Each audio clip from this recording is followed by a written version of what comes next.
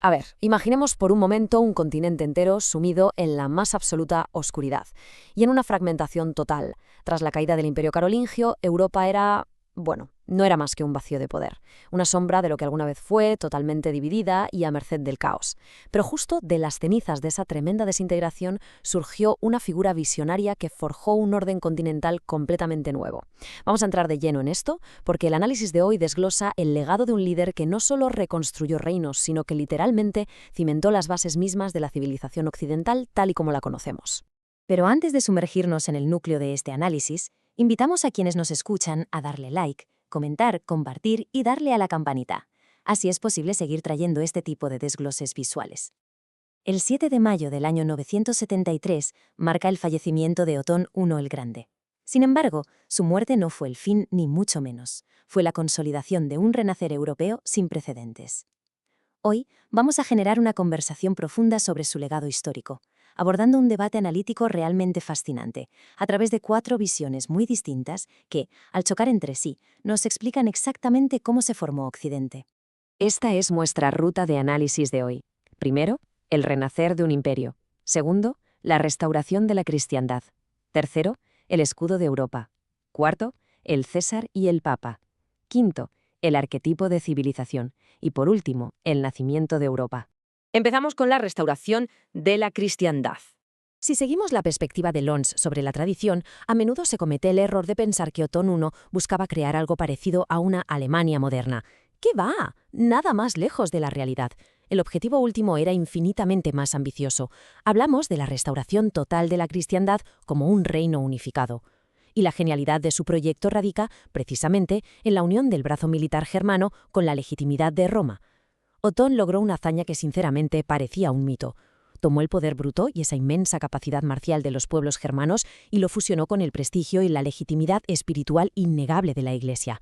Así, unió un montón de tierras diversas bajo una sola fe y una sola corona, haciendo realidad el sueño de una Europa unida frente a la fragmentación. Pasamos a la siguiente visión: el escudo de Europa. Ahora, desde el enfoque de Gullo, vamos a dejar a un lado por un momento las coronas y los altares. Vamos a mirar el mapa de una manera estrictamente geopolítica y sobre todo pragmática. Aquí, Otoni no es solo un rey, es que es literalmente el muro físico de Europa. Y de aquí surge un concepto clave, la insubordinación fundante. En ese brutal contexto altomedieval, los pueblos europeos enfrentaban una disyuntiva radical: o unirse bajo un emperador fuerte o simplemente desaparecer de la faz de la tierra. La consolidación de poder que llevó a cabo Otón fue en esencia un acto desesperado pero magistral de supervivencia. Fue una rebelión directa contra el caos que amenazaba con devorar todo el continente. Y el punto culminante de toda esta estrategia defensiva fue detener el caos en seco. O sea, las feroces invasiones de los magiares estaban destrozando por completo el tejido europeo. Así que la famosa batalla de Lechfeld no fue solo una victoria militar más en los libros de historia, fue el freno definitivo a la desintegración del continente. A partir de esa victoria monumental, Otón instauró una estructura de poder inmensamente sólida. Creó ese espacio vital, ese espacio defensivo que Europa necesitaba urgentemente para poder respirar y eventualmente florecer. Vamos ahora con el César y el Papa. Analizando esto desde el estilo de Pérez Guevara y la visión del derecho y el poder, entramos en unas aguas institucionales bastante turbulentas. A ver, ya se tiene el escudo militar y la idea del imperio, vale, pero entonces surge un denso choque de trenes entre el imperio y el papado por gobernar sobre las almas y las leyes. Y aquí se enciende esa pregunta crucial y milenaria. En un mundo de fe, ¿quién debe mandar sobre quién?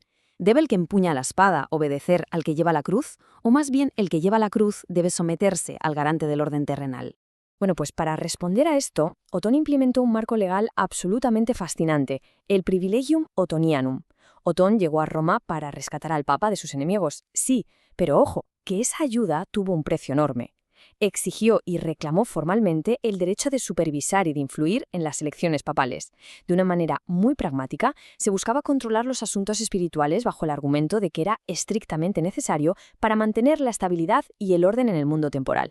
Básicamente, aquí vemos chocar a dos fuerzas titánicas. Por un lado, el poder temporal, representado por el Estado y el orden imperial de Otón, y por el otro, el poder espiritual y la inmensa legitimidad del Papa. Este debate técnico que inauguró toda esta dinámica sigue siendo objeto de tremenda fascinación y estudio hoy en día. O sea, ¿Es legítimo que el emperador dirija la fe por el bien superior de mantener el orden y evitar guerras civiles? Fue un delicadísimo juego de ajedrez donde el derecho chocaba de frente con la teología. Lo que nos lleva a el arquetipo de civilización. Desde la lente de la mística del poder de Zunzunegui comprendemos algo fundamental. No basta con ejércitos, ni con leyes, la verdad. Para que un imperio perdure, existe una necesidad psicológica muy, muy profunda en las personas de vivir bajo un símbolo que trascienda la mera existencia del día a día. Después de la caída de los carolingios, Europa era apenas una sombra, solo un conjunto de tribus intentando no morir de hambre o en la guerra. Pero Otón tomó esos fragmentos dispersos y les otorgó un propósito gigantesco a través del llamado Renacimiento otoniano.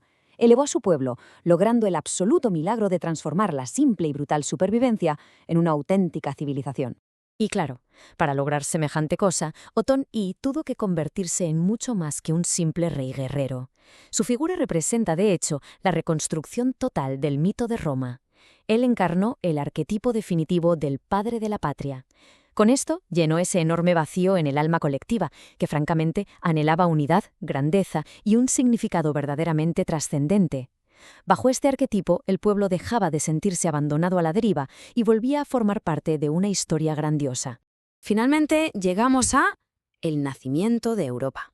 Al reunir todas estas 4 visiones de las que hemos hablado, vemos que la Europa que conocemos no surgió de un solo factor. Para nada. Surgió precisamente de la fenomenal colisión de estas distintas realidades en un momento histórico que es sencillamente irrepetible. Recapitulando, Otón I forjó la tradición del Sacro Imperio para continuar el orden romano. Se erigió desde la geopolítica como un muro infranqueable frente a las invasiones de Oriente. Desató desde el derecho un complejísimo conflicto legal entre el Estado y la Iglesia, y se elevó mediante la mística como un símbolo indispensable de unidad. El orden y la fuerza de lo alemán se fusionaron indisolublemente con la legitimidad de lo romano, y fue de esa tensión exacta de fuerzas de donde nacieron los cimientos indiscutibles de nuestra civilización occidental. Resulta asombroso pensar cómo toda esta arquitectura estatal y las dinámicas de poder que se pusieron en marcha hace más de 1000 años siguen resonando hoy en nuestros debates modernos. Seguimos hablando sobre la soberanía, la unión continental y la relación entre el poder civil y las creencias. Es una muestra increíble de que a veces la pura voluntad de un individuo en la historia puede, literalmente, resucitar a todo un continente del abismo.